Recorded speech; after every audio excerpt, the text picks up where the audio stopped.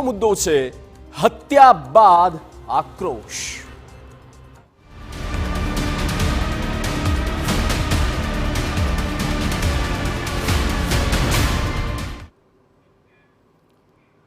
આજે સુરતના કાપોદ્રામાં જે બન્યું તે કાયદો વ્યવસ્થાના ચિત્રા ઉડાડતી આખી સિસ્ટમને ઘોળીને પી ગયા હોય તેમ બેખૌફપણે જાહેરમાં દારૂ પીને નશો કરીને હત્યા કરી દેવામાં આવી। અસુરક્ષિત માહોલની પરાકાષ્ઠા આવી ગઈ હોય તેમ આ બધું જ થઈ રહ્યું છે આપણા રાજ્ય ગુજરાતમાં।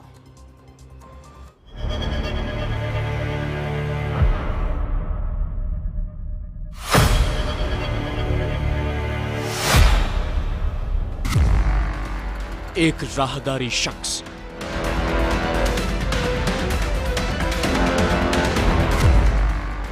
જેણે કર્યો હતો દારૂનો નશો।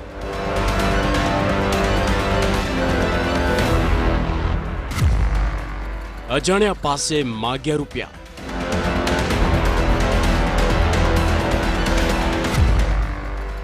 સત્તર વર્ષના સગીર પાસે કરી માંગ।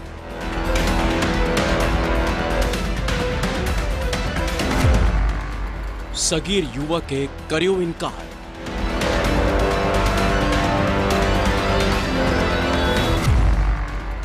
નશેડીએ કરી રાખી હત્યા। ચોંકાવનારી ઘટના, કાયદો વ્યવસ્થાના ધજિયા ઉડાડતી ઘટના, અસામાજિક તત્વોની લુખ્ખી દાદાગીરી, વિકૃત માનસિકતા અને દારૂનો નશો કરી હેવાનિયતની કરી હદ પાર, નિર્દોષનું જીવન નરકમાં ધકેલનાર આ એક પરિવારનો નહીં, સભ્ય સમાજનો પાપી।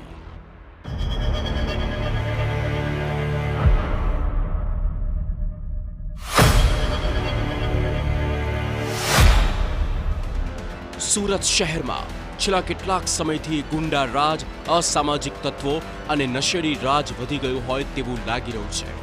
સુરતના કાપોદ્રામાં નશો કરવા માટે રૂપિયા આપવાની ના પાડતા 17 વર્ષના સગીરની ચપ્પાના ઘા મારીને હત્યા કરી દેવામાં આવી હોવાની ઘટના પ્રકાશમાં આવી। આ ઘટનાને લઈને સ્થાનિકોમાં ભારે આક્રોશનો માહોલ જોવા મળ્યો છે।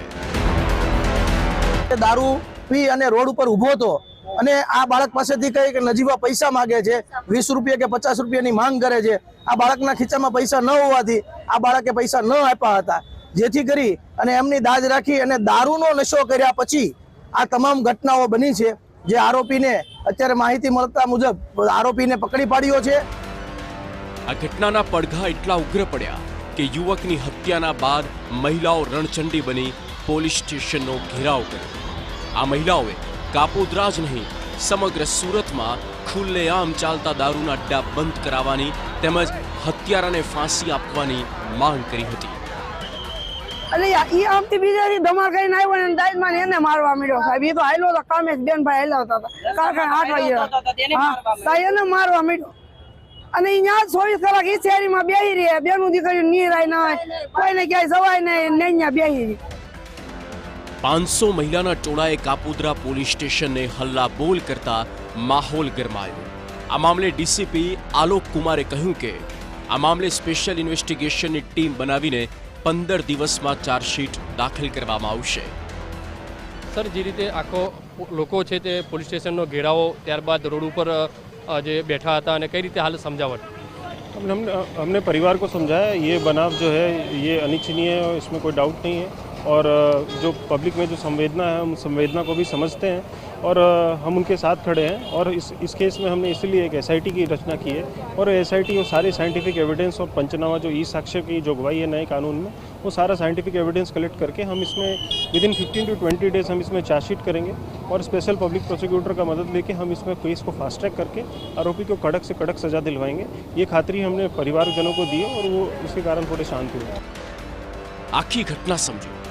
સુરતના કાપોદ્રા વિસ્તારમાં રહેતા અરવિંદભાઈ વાઘેલા મૂળ અમરેલીના માલસીકાના વતની છે। તેઓ પોતાના પરિવાર સાથે સુરતમાં રહે છે અને ફ્રૂટની લારી ચલાવી તેમનું ગુજરાન ચલાવે છે। તેમનો એકનો એક પુત્ર પરેશ હીરાના કારખાનામાં કામ કરીને પરિવારને આર્થિક મદદ કરતો। ત્યારે સોમવારે રાત્રે પરેશ કારખાનેથી ઘરે પરત ફર્યો હતો। તે દરમિયાન પ્રભુ શેટ્ટીએ નશો કરવા માટે પૈસા માંગ્યા. પરેશે કહ્યું કે મારી પાસે માત્ર ભાડાના 10 રૂપિયા જ છે. આ વાત સાંભળતા પ્રભુએ તેની સાથે માથાકૂટ કરી પેટમાં ચપ્પુ ભોંકી દીધું. આ હુમલા બાદ પરેશને ગંભીર ઈજા પહોંચતા તાત્કાલિક તેને સારવાર માટે લઈ જવામાં આવ્યો, જ્યાં ટૂંકી સારવાર બાદ તેનું મોત થયું હતું. એટલું જ નહીં, આરોપી પ્રભુએ પરેશને ચપ્પાના ઘા માર્યા બાદ આગળ જઈને રિક્ષા ચાલક સાથે માથાકૂટ કરી તેને પણ ચપ્પાના ઘા માર્યા.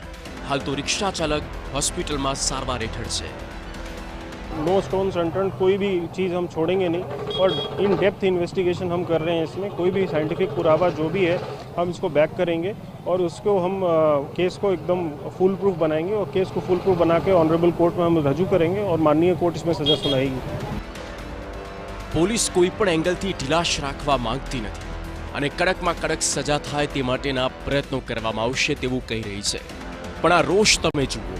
500 લોકોનું ટોળું પોલીસ સ્ટેશને ધસી આવ્યું અને ન્યાયની માંગ સાથે નારેબાજી કરવામાં આવી. પરિસ્થિતિ વધારે વણસે નહીં તે માટે દરવાજાને લોક મારી ડીસીપી સહિતના ઉચ્ચ અધિકારીઓએ કમાન હાથમાં લીધી.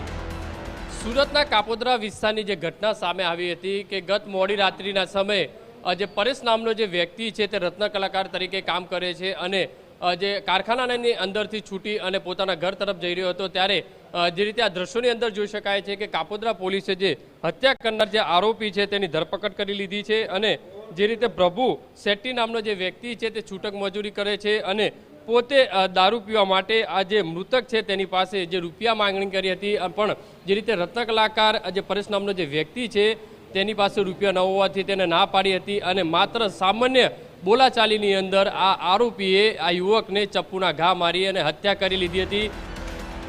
આરોપીની ધરપકડ થઈ છે. પોલીસ પૂછપરછ કરીને કેસ કોર્ટમાં જશે, પણ આ નશેડીની વિકૃતિના કારણે એક પરિવારે તેનો એકનો એક દીકરો ખોયો છે. આ ઘરનો આધાર સ્તંભ હંમેશા માટે છૂટો પડી ગયો છે.